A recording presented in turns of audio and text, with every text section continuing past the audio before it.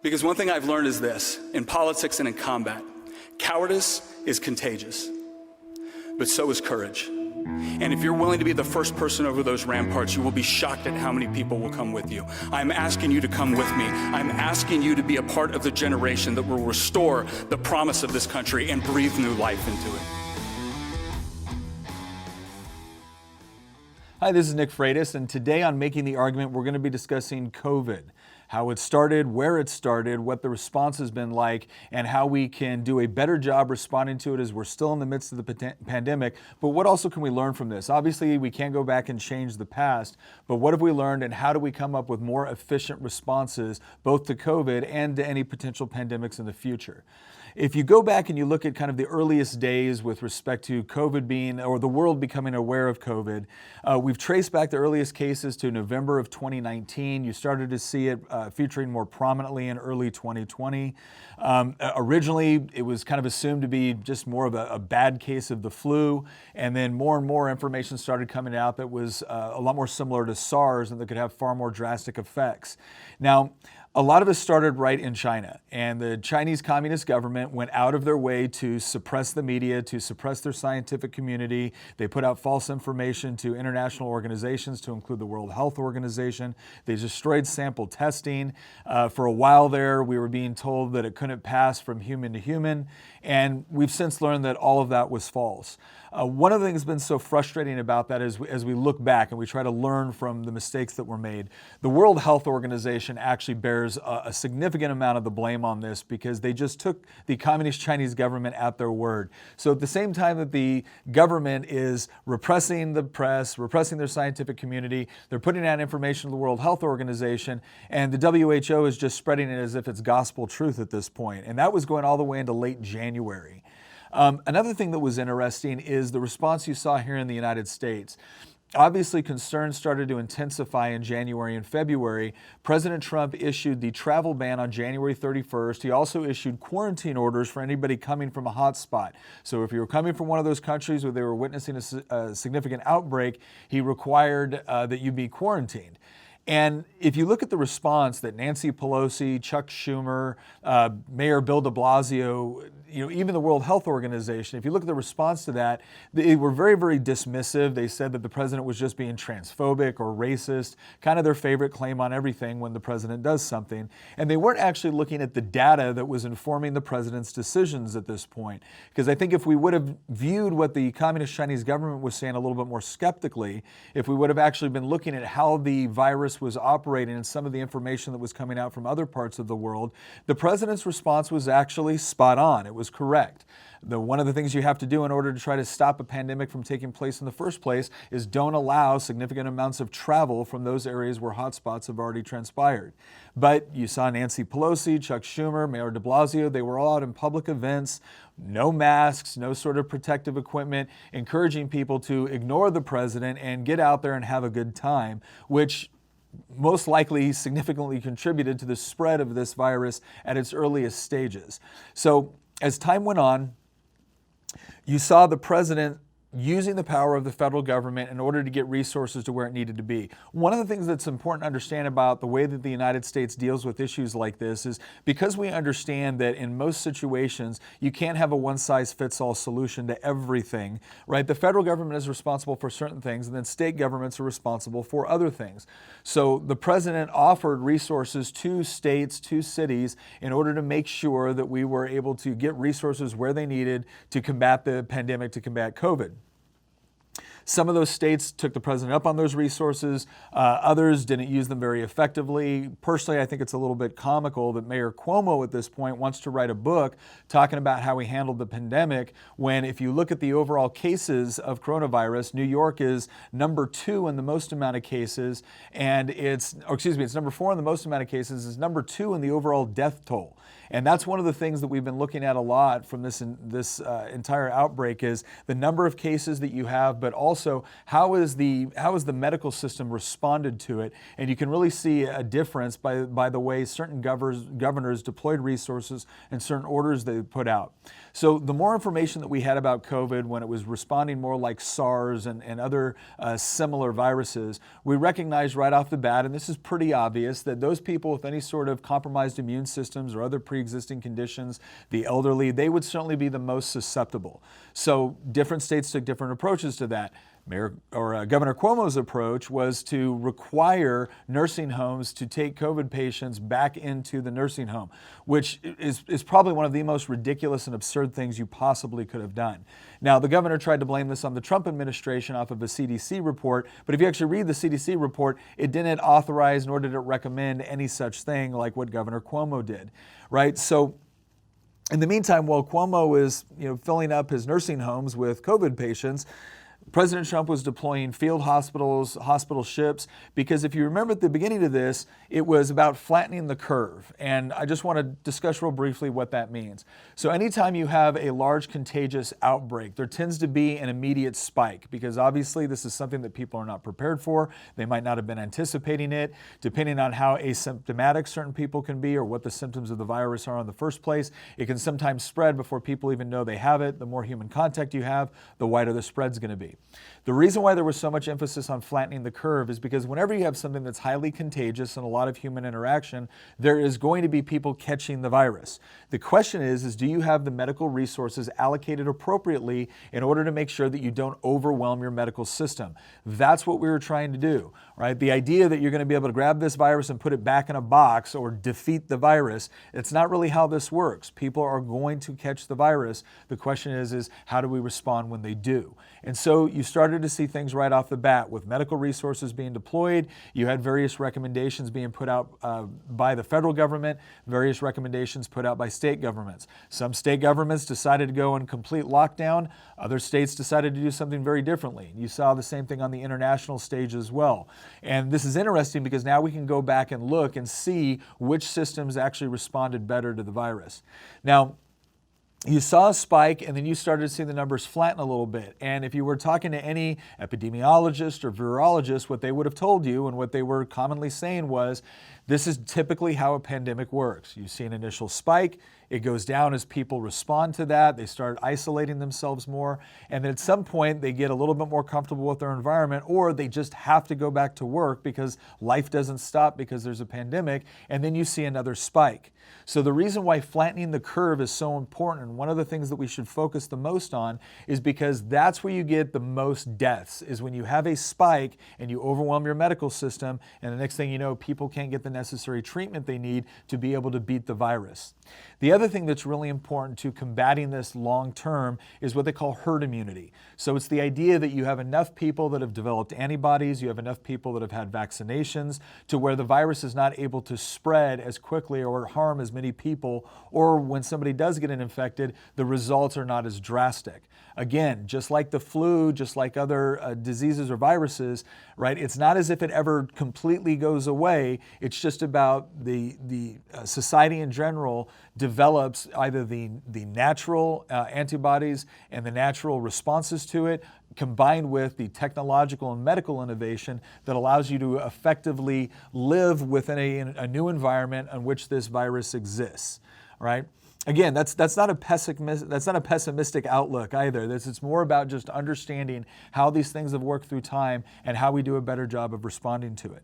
So one of the things I want to do, kind of a once over the world on, because again, to look at the press, it almost seems like they instantly politicized this and started making it out as if if you belong to one party, everything you said was absurd. If you belong to the other party, nothing you could do was ever wrong. And that's not where we need to be, the press to be at in a situation like this. One of the most important parts of a free society is a free and open press that is able to get access to good information and give people that information so they can make informed decisions with respect to how to operate. So some of the things that were done on the federal level under the Trump administration were things like expanding telemedicine. And you can imagine how important this was, because in an environment where people have to isolate and it could potentially be dangerous for them to go into a crowded emergency room or to go into a doctor's office when they need something more routine, or maybe they have various procedures that they need to get answers from their medical professionals, but now they can avoid going into the doctor's office and they can do it from the safety of their home. So expanding telemedicine opportunities was very, very important. Another component to that was actually holding up people getting the care that they needed was the fact that if you did engage in telemedicine, there was a lot of regulations that said you might be able to talk to a doctor in your state, but not in another state. Well, a lot of people that have advanced conditions or a visiting specialist might actually have a doctor out of state, and they should certainly be able to call that doctor and not have to worry about state or federal regulations standing in the way of them doing so. And the president led on that front to make sure that people had access to that care. Another thing that you started to see, and I think this is interesting because this is something I've advocated for a while, was you started to see certificate of public need reform. So what certificate of public need essentially is the government, in conjunction with healthcare providers, gets to decide whether or not a new clinic or a new practice can open up in a particular area. And the way I describe it for everybody is, imagine a Burger King wanted to move into your neighborhood, but before the Burger King could move in, they had to get permission from McDonald's and Wendy's. Well, they probably wouldn't get the permission, right? And that's one of the problems that we have with certificate of public need, is it puts up this additional barrier to healthcare being available in certain areas. And you saw certain states with very strict COPN laws actually had less access for people, especially in some of the rural areas. So you started to see states actually reduce or suspend COPN regulations so that more people could come in and actually provide those services. You saw the same thing with what we call occupational licensure reciprocity. And all that means is that if you have a license, maybe you're a registered nurse, maybe you're a licensed nurse, you're a medical doctor, all right, just because you're a doctor and you can work in one state doesn't mean you can necessarily work in a neighboring state. Right? And so suspending or relieving some of those occupational licensing regulations allowed us to take medical personnel and flex them to the areas that needed them the most in order to combat COVID. And those are things that we should continue to do. Another thing President Trump did was he fast-tracked the FDA process for approving a vaccine. Right? That doesn't mean that they can just go out and do whatever they want. They still have to follow certain safety measures. But right now, the process for actually creating new vaccines or really new pharmaceuticals of any type is incredibly onerous, restrictive, and expensive. And what that ends up doing is putting a lot of the control in the hands of a couple of powerful companies. By fast-tracking this process, he opened up the resources necessary to be able to find a vaccine quicker so that we can use that in addition to other resources to be able to get back, fully open up the economy, and resume some normalcy within our lives. There was also some practical considerations that he did on the economic and the education front. So for instance, a lot of federal regulations having to do with standardized testing were suspended. I mean, obviously right now with everything parents are going through, with everything families are going through, students and teachers, they don't need to be worrying about passing some arbitrary federalized standardized test. Another thing you saw is tax deferments. When businesses are not allowed to stay open, it's a little bit irresponsible and unreasonable to expect them to pay taxes. So deferring those taxes and forgiving some of those taxes is going to be an important process to make sure that our business community, which has been largely affected by this, and all the people that work for those businesses, which have obviously been affected by this, are able to go forward after we get through COVID and as we're going through COVID to make sure that they can still operate, because we don't want any business to go out of business because of government regulations or taxes that they couldn't pay during a pandemic. Obviously, this is a very important issue, but one of the things I want to talk about is where do we go from here? What sort of policy should we adopt going forward? Because we're talking about a pandemic right now where we've had tens of millions of people affected worldwide. Yes, it has about a 96% recovery rate, which is positive. Most of that 4% that have died as a result of COVID did have some sort of pre-existing conditions or some sort of a compromised immune system. All right, but we should be fighting as hard as we can to protect everyone from this in the best way possible. We also need to look at all the other effects as a result of COVID. At the same time that millions of people have been infected, over 265 million people were facing the threat of famine as a result of the shutdown of the economy. We've seen 100 people move into extreme poverty worldwide as a result. And so we have to deal with these economic concerns at the same time that we're dealing with the healthcare concerns, all right?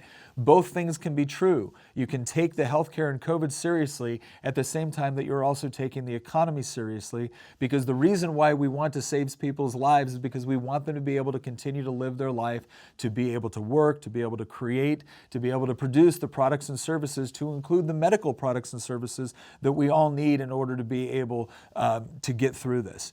So now that we know what we do, where do we move on from this? What should be our plan going forward? Well, there's three general areas that I think the federal government needs to focus on in order to do a better job dealing with COVID as we currently find it, but also to prepare for any sort of pandemic that could take place in the future.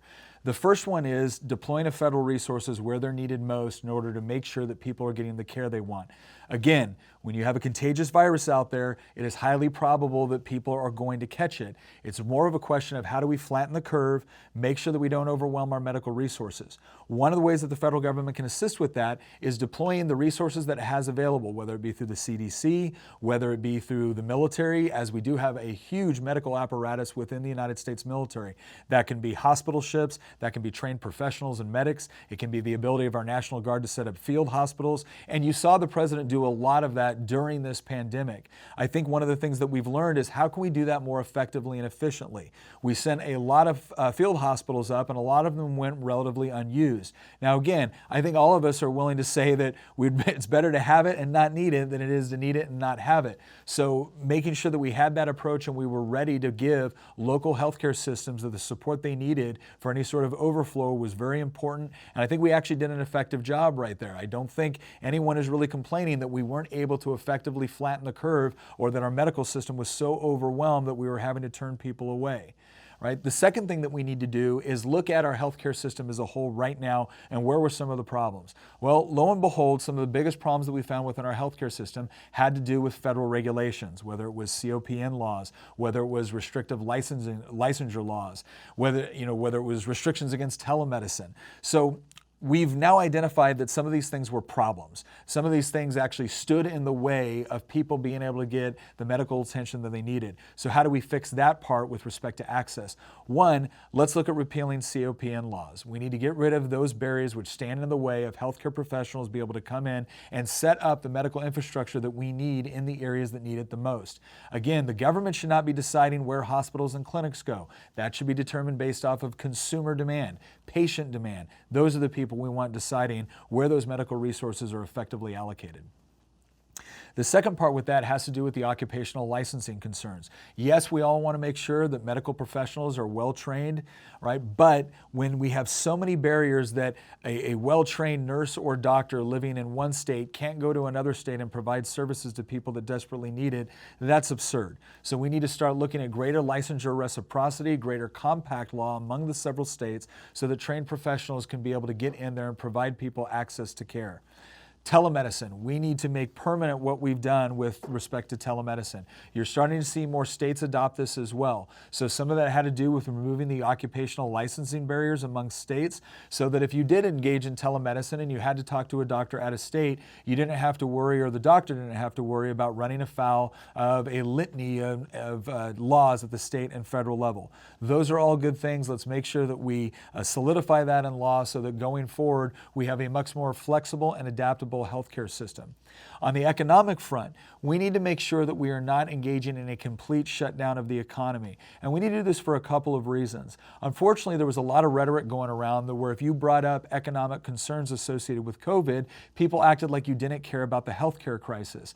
No, you can care about both. In fact, caring about the economic consequences of the response directly relays into how we respond to COVID. Because if people are getting desperate, if they're losing their jobs, if they can't create the medical devices and the medical services and commodities that we need to get through this, that is a real problem. We also don't want something like what Joe Biden has suggested, where he'd be willing to shut down the entire economy. We have clearly seen, whether it's in places like Taiwan, Sweden, or even states within the United States, that draconian shutdowns don't necessarily reduce the amount of people that are infected by COVID or die of COVID, right? And so we need to make sure that we have a balanced approach where we allow the economy to operate in a safe and responsible manner. And part of that has to do with putting out good information. And there's one other component to this that there isn't a legislative solution for, but I still think it needs to be said. The press have failed us when it comes to COVID. The press have become so obsessed with their political objectives that they have forgotten that they play a critical role in time of a crisis by being able to put out quality, accurate information to people so that individuals can make informed decisions about how they go about their lives, how they seek out health care, how they educate their children, how they operate their business or go to work. The press really could have come alongside and assisted with this, and instead they got very, very partisan. I don't expect the press to not ask hard-hitting questions. They should be doing that, especially in a crisis. But can we at least have some fair and objective reporting so that we can all make better decisions, both as policymakers and as individual citizens? So if you have any questions on COVID or our overall response, please feel free to once again contact our website. We also do a Facebook Live Town Hall every Tuesday. And I love to answer the questions on how we can actually come up with better solutions to confront this. Because ultimately, this is not about just waiting around for the government to solve it, right? We all know that that's impossible. The government has a role to play, but it is one aspect of the larger role that we all play in being able to combat this. And so a lot of your best ideas came not from some government bureaucracy, they came from people working in the private sector, whether it was shifting over production from cars to ventilators or from whiskey to hand sanitizer, whether it was people like the 30-Day Fund in Virginia that were able to get necessary funds to small businesses in order for them to be able to keep their doors open or keep payroll going at a time where they were forced by their government to shut down. So the objective here is not to reduce the responsibility of government, but rather to demonstrate how when government fills its proper role within a pandemic, the rest of the economy, the rest of society is able to function more effectively to combat it at society and community levels as well. All right, we're going to go ahead and take a question from one of our audience members. This comes from Eric. As a conservative healthcare worker, I am frustrated by the constant talking point from the right on national news channels about failures with discharging COVID patients from hospitals back to nursing homes while providing no suggested solutions. Eric, thank you. This is a great question, and you're right. This is not just about pointing out the flaws and what other people have done. It is about really addressing a complex issue. As you know, people that are in nursing homes, that ends up being one of their primary residences. Sometimes they don't have a family to be able to go back to. So the question is how do we address a situation like that?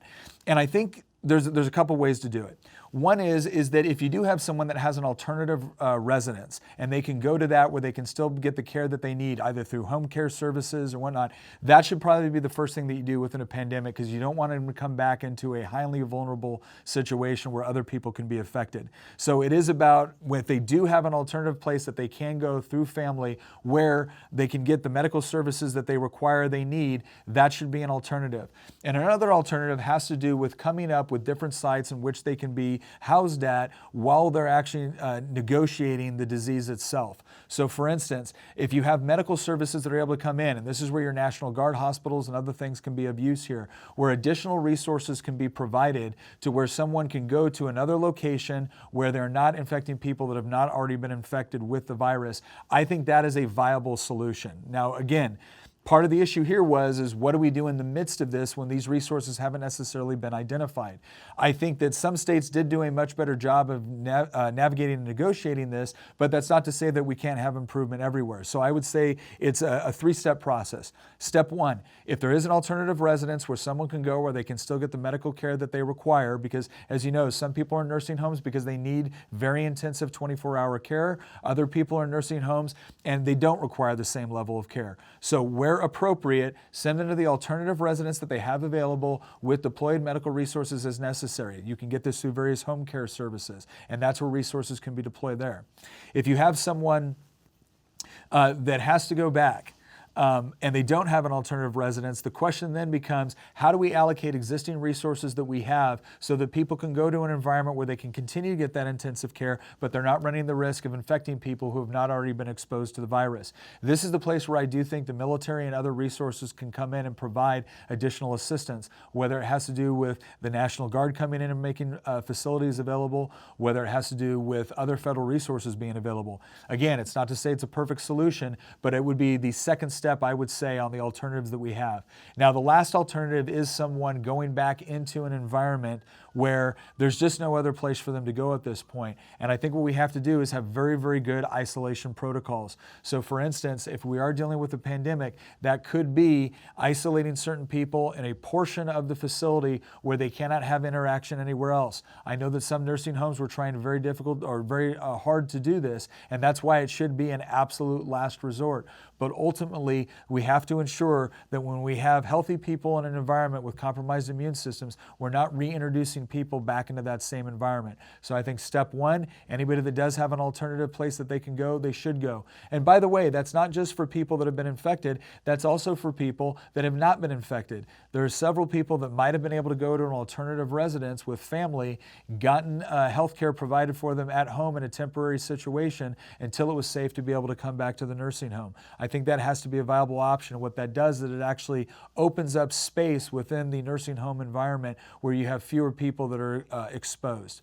Again, step two is that when you don't have that, there has to be alternative resources available either within your medical system, or you can flex those resources down from the federal level in order to make sure that, once again, you're minimizing the exposure to people that have not been affected.